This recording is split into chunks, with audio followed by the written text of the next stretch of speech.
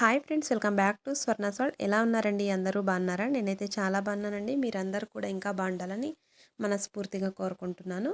అలాగే మన వీడియోస్ కనుక నచ్చినట్టయితే ఒక చిన్న లైక్ చేయండి. అలాగే ఛానల్ని అయితే తప్పకుండా సబ్స్క్రైబ్ చేసుకోండి. ప్లీజ్ కొంచెం సపోర్ట్ అయితే చేయండి అబ్బా. ఇంకా ఇక్కడ వచ్చేసి గురువారం రోజు ఈవినింగ్ వ్లాగ్ అయితే షేర్ చేసుకుంటున్నానండి. ఇంకా పిల్లలు అయితే స్కూల్ నుంచి వచ్చేసారనమాట. ఇంకా వాళ్ళ కోసం ఈవినింగ్ వచ్చేసి ఒక స్నాక్స్ అయితే చేసేస్తున్నాను. సో తప్పకుండా వీడియోని అయితే కంటిన్యూగా చూడండి. ఈ స్నాక్స్ అయితే చాలా ఈజీగా చేసుకోవచ్చు పిల్లలకు. అలాగే డీప్ ఫ్రై చేయాల్సిన అవసరం కూడా లేదండి. చాలా తొందరగా చేసుకోవచ్చు. అలాగే చాలా టేస్టీగా కూడా ఉంటుంది. ముందుగా దీనికోసము బంగాళదుంపలు అయితే తీసుకున్నానండి. నేను ఇక్కడ 1/2 కేజీ బంగాళదుంపలు అయితే తీసేసుకొని మంచిగా పీలప్ చేసేసాలి. ఈ విధంగా పీల్ చేసుకున్న తర్వాత మంచిగా అన్నీ తురుముకోవాలండి.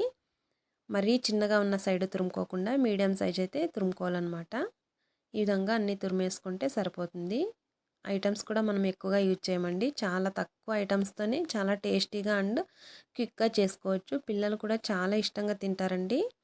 టేస్ట్ మాత్రం చాలా మంచిగా వస్తుంది. టమాటా కెచప్తో మంచి కాంబినేషన్గా ఉంటుందండి. వేడివేడిగా పిల్లలకు అలా వేసి ఇచ్చామంటే చాలా టేస్టీగా ఉంటాయి. అలాగే డీప్ ఫ్రై కూడా చేయాల్సిన అవసరం లేదు కాబట్టి హెల్తీగా ఉంటుంది. ఎలాంటి మైదా ఏమి కూడా యూజ్ చేయలేదన్నమాట. సో చాలా మంచిగా ఉంటాయండి. సో తప్పకుండా ఒకసారి ట్రై చేసి చూడండి. మీకు ఎలా అనిపించింది అనేది తప్పకుండా నాతో అయితే షేర్ చేసుకోండి. వీడియోని అయితే ఎక్కడొక్కడ స్కిప్ చేయకుండా చూడండి. చాలా ఈజీగా చేసుకోవచ్చు. ఈ విధంగా అన్నీ తురిమేసుకోవాలన్నమాట. ఇంకా పిల్లలకైతే ఏదో ఒకటి చేసిస్తుంటానండి. ఇంకా బయట ఫుడ్స్ అయితే ఎక్కువగా పెట్టానని చెప్పాను కదా ఇంతకుముందే. అలా అని డైలీ ఏదో ఒకటి అలా చేస్తుంటానమాట. ఇంకా పిల్లలు ఇంటికి వస్తూనే ఆకలిస్తుంది అంటుంటారు కదా. ఇంకా వేడివేడిగా ఏదో అలా చేసిస్తుంటే వాళ్ళకు కూడా తినేసి హ్యాపీగా ఉంటారనమాట. ఎందుకంటే మధ్యాహ్నం 1 గంటకు అలా తినేస్తారండి లంచ్. అందుకనేసి ఆకలేస్తుంది అంటుంటారు. ఇంకా ఇంటికి వస్తూనే ఇంకా ఏదో ఒకటి అలా కావాలని అడిగేస్తుంటారనమాట. ఇక్కడ వచ్చేసి ఈ విధంగా పీల్ చేసుకున్న తర్వాత ఒక బౌల్లో అయితే వేసేసుకోవాలి. వేసేసుకొని వాటర్ అయితే వేసేసుకొని చక్కగా అన్నీ పిండేసుకోవాలన్నమాట. వాటర్ ఏమీ లేకుండా నీట్గా వాటర్ అంతా తీసేసుకోవాలి. చూసారు కదా, అర్జెంట్ చేస్తున్నారనమాట. ఇంకా ఎంతసేపు అనేసి అలా ఉంటుందండి. ఇంకా పిల్లలు వచ్చిన వెంటనే ఇంకా ఏదో ఒకటి కావాలన్నమాట. డైలీ కూడా అంతే. పోనీ రైస్ ఉంటుంది కదా తినమంటే అస్సలు తిన్నారనమాట. మధ్యాహ్నం తిన్నాం కదా ఇంకా అదే ఎందుకు మళ్ళీ మాకు స్నాక్స్ కావాలనేసి ఇంకా అలా అనేసి రోజు ఏదో ఒకటి అలా అలవాటైపోయిందండి. ఇంకేదో ఒకటి అలా చేసిస్తుంటానమాట. ఇంకెప్పుడో వీక్లో 1 టైం అలా ఎప్పుడైనా అలా బయట అనేది ఇప్పిస్తుంటామన్నమాట. ఇంకా ఓపిక లేనప్పుడు మాత్రం. చాలా వరకు ఇంట్లోనే చేసిస్తానండి. హెల్తీగా ఉంటుంది పిల్లలకి అనేసి. సో ఈ విధంగా అన్నీ తురిమేసుకున్న తర్వాత చక్కగా వాటర్లో వేసేసి పిండేసుకున్న తర్వాత ఒక బౌల్లో అయితే వేసేసుకొని ఇప్పుడు ఇందులో వచ్చేసి చిన్నగా కట్ చేసిన కొంచెం కొత్తిమీర, అలాగే 2 పచ్చిమిర్చి అండి. పచ్చిమిర్చి అయితే ఎక్కువగా వేసుకోలేదు. కారం ఉంది కదా, పిల్లలు కారం అయితే తినలేరనేసి. అలాగే కొద్దిగా శనగపిండి అండి. కావాలంటే ఈ శనగపిండి ప్లేస్లో మీరు గోధుమ పిండినైనా కూడా వేసుకోవచ్చు, లేదంటే మైదా అయినా యూజ్ చేసుకోవచ్చు అనమాట. నేనైతే ఇక్కడ శనగపిండిని అయితే యూజ్ చేశాను. అలాగే కొంచెం పసుపు, కలర్ మంచిగా వస్తుందండి. అలాగే కొంచెం సాల్ట్ అనమాట, మనకు రుచికి సరిపడా సాల్ట్. వీటన్నింటిని కూడా వేసేసుకొని బాగా కలుపుకోవాలి. పిండి అనేది చూసుకొని వేసుకొని కలుపుకోవాలండి. ఇంకొంచెం నేనైతే ఇంకొక 1 స్పూన్ వరకు వేసుకున్నాను. టోటల్ 2 స్పూన్స్ అయితే సరిపోయిందండి. మరీ ఎక్కువ పిండి కూడా అవసరం లేదనమాట.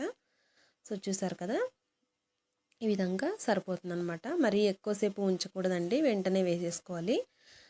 ఈ విధంగా కలుపుకున్న తర్వాత ఇప్పుడు వచ్చేసి ఒక ప్యాన్ అయితే పెట్టేసుకొని 1 స్పూన్ వరకు ఆయిల్ అయితే వేసేసుకోవాలండి. ఇది కొంచెం ప్యాన్ హీట్ అయిన తర్వాత ఒక 1 స్పూన్ ఆయిల్ అయితే వేసేసుకొని ఇప్పుడు ఇందాక కలిపి పెట్టుకున్నాం కదా ఆ మిశ్రమాన్ని అయితే మనము చిన్న చిన్న వడల్లాగా మనకి ఏ సైజులో కావాలంటే ఆ సైజులో వేసేసుకోవడమే. ఆయిల్ కూడా చాలా తక్కువ పడుతుందండి. చాలా హెల్తీగా ఉంటుంది. టేస్ట్ మాత్రం చాలా మంచిగా వచ్చిందండి. సో పిల్లలైతే చాలా ఇష్టంగా తిన్నారు.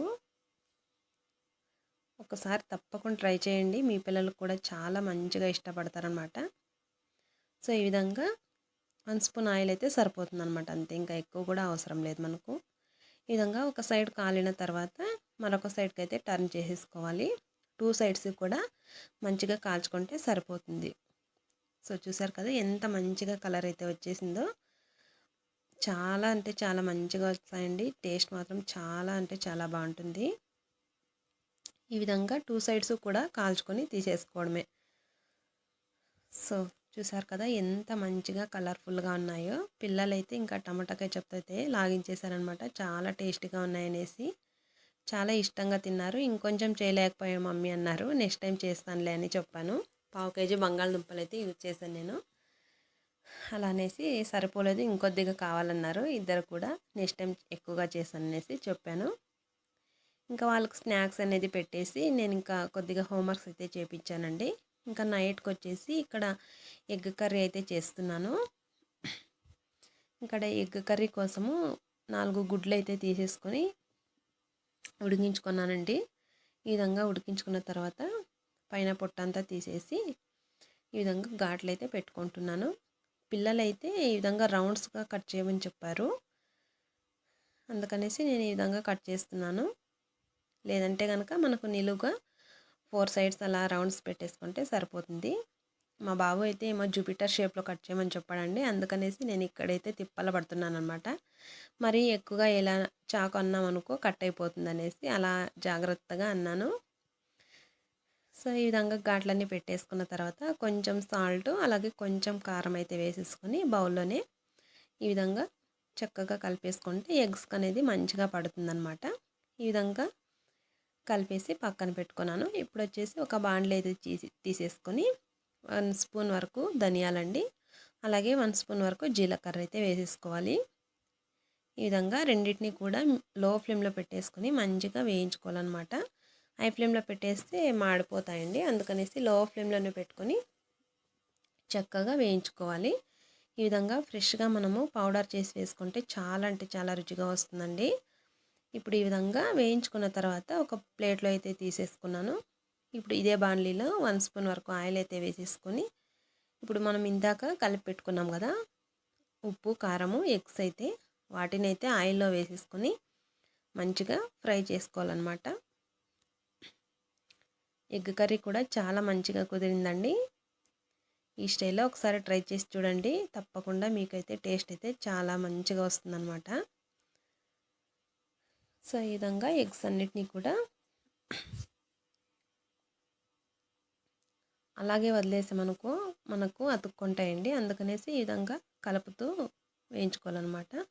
ఎక్కువగా కలిపామనుకో మళ్ళీ విరిగిపోతాయండి. మనం ఘాట్స్ అనేది ఎక్కువగా పెట్టాం కదా, అందుకనేసి ఈ విధంగా ఎగ్స్ అనేది బాగా ఫ్రై చేసేసుకొని పక్కకు తీసేసుకున్నాను. ఇప్పుడు ఇంకొక బాండ్లీ అయితే పెట్టేసుకొని ఇందులో వచ్చేసి ఆయిల్ అయితే వేసేసుకుంటున్నాను. ఈ విధంగా ఆయిల్ అయితే వేసేసుకొని ఇందాక కట్ చేసి పెట్టుకున్నాం కదా ఆనియన్ పచ్చిమిర్చి అయితే వేసేసుకోవాలన్నమాట. అలాగే కొంచెం అల్లం వెల్లుల్లి పేస్ట్ అండి. కొంచెం ఆనియన్స్ అనేది వేగిన తర్వాత కొంచెం అల్లం వెల్లుల్లి పేస్ట్ అయితే వేస్తే సరిపోతుంది. అలాగే ఒక 3-4 జీడిపప్పులు కూడా వేసుకున్నాను. వీటన్నింటినీ కూడా లో ఫ్లేమ్లోనే పెట్టేసుకొని మంచిగా వేయించుకోవాలి. ఇప్పుడు ఇందులోనే కొంచెం పసుపు అలాగే మనకు కారానికి సరిపడా కారం వేసేసుకొని లో ఫ్లేమ్లోనే పెట్టేసుకొని మంచిగా కలుపుకోవాలి. ఈ విధంగా కలుపుకున్న తర్వాత ఇందులో వచ్చేసి పెరుగు అయితే వేసుకోవాలండి. ఒక 1/2 కప్పు పెరుగు అయితే సరిపోతుంది. పెరుగు వేసిన తర్వాత హై ఫ్లేమ్లో అయితే పెట్టకూడదు. మనకు పెరుగు అనేది విడిగా అయినట్టు అవుతుంది. అందుకని లో ఫ్లేమ్లోనే పెట్టేసుకోవాలి. ఒక 2-3 మినిట్స్ మగ్గించుకుంటే సరిపోతుందండి. సో చూసారు కదా ఆయిల్ అనేది అంత పైకి వచ్చేస్తుంది అనమాట. ఈ విధంగా ఫ్రై చేసుకోవాలి. ఈ విధంగా ఫ్రై అయిన తర్వాత మనము 2 టమాటాస్ అయితే తీసేసుకొని మంచిగా ప్యూరీ అయితే చేసుకున్నానండి. మిక్సీ పట్టేసుకున్నాను. ఇప్పుడు టమాటా పేస్ట్ను కూడా వేసేసుకొని బాగా కలిపేసి ఒక 3-4 మినిట్స్ మనం మూత పెట్టేసి మగ్గించుకుంటే ఈ విధంగా మంచిగా మగ్గిపోతుంది. ఇప్పుడు ఇందులోనే రుచికి సరిపడా సాల్ట్ అయితే వేసేసుకొని బాగా మంచిగా కలుపుకోవాలి. ఆయిల్ అనేది మనకు పైకి వచ్చేస్తుందండి. అప్పుడు మంచిగా వేగిందని అర్థం అనమాట. ఇప్పుడు ఇందులోనే ఒక 2-3 పచ్చిమిర్చిలండి పొడవుగా చీలికలుగా చేసుకొని వేసేసుకోవాలి. ఈ విధంగా వేయించుకున్న తర్వాత మసాలా అంతా మనకు మంచిగా వేగింది కదా, పచ్చివాసన లేకుండా. ఇప్పుడు ఇందాక ఫ్రై చేసి పెట్టుకున్నాం కదా ఎగ్స్ అనేవి వేసేసుకొని వీటిని కూడా ఒక 2 మినిట్స్ అలా వేయించుకోవాలన్నమాట. లో ఫ్లేమ్లో పెట్టేసుకొని ఈ విధంగా వేయించుకుంటే సరిపోతుంది. ఈ విధంగా వేయించుకున్న తర్వాత ఒక 1 గ్లాస్ వాటర్ వరకు అయితే సరిపోతుందండి. మనకు గ్రేవీ అనేది థిక్గా కావాలంటే కొంచెం వాటర్ తక్కువగా వేసుకోవచ్చు. కొంచెం పలుచగా కావాలంటే కొంచెం వాటర్ అయితే ఎక్కువగా వేసుకోవచ్చు. మరీ ఎక్కువ వాటర్ వేసుకుంటే బాగోదండి. అందుకనేసి ఒక 1 గ్లాస్ వాటర్ అయితే సరిపోతుందన్నమాట. ఈ వాటర్ వేసేసి ఒక 4 to 5 మినిట్స్ మనము ఉడికించుకుంటే సరిపోతుంది. ఈ విధంగా ఉడకడం స్టార్ట్ అయిన తర్వాత మనం ఇందాక జీలకర్ర ధనియాలు పౌడర్ చేసి పెట్టుకున్నాం కదా, ఆ పౌడర్ని కూడా వేసేసుకొని మంచిగా అంతా కలిపేసుకొని ఉప్పు కారం అనేది చూసుకొని మనకు సరిపోకపోతే కొంచెం అడ్జస్ట్ అయితే చేసుకోవచ్చు. సో ఈ విధంగా 4 to 5 మినిట్స్ ఉడికించుకుంటే సరిపోతుందండి. సో చూసారు కదా గ్రేవీ అనేది కొంచెం థిక్గా అయిందనమాట. మనకు చపాతీలోకి అయితే ఇంకొంచెం థిక్గా చేసుకోవచ్చండి. నేనైతే ఇక్కడ రైస్లోకి చేసుకున్నాను, అందుకనేసి ఈ కన్సిస్టెన్సీ అయితే చేసుకున్నాను అనమాట. ఇంకా ఫైనల్గా కొత్తిమీరతో గార్నిష్ చేసుకుంటే మనకు మంచిగా ఎగ్ కర్రీ అనేది రెడీ అయిపోతుందండి. సో చూసారు కదా ఎంత మంచిగా వచ్చిందో.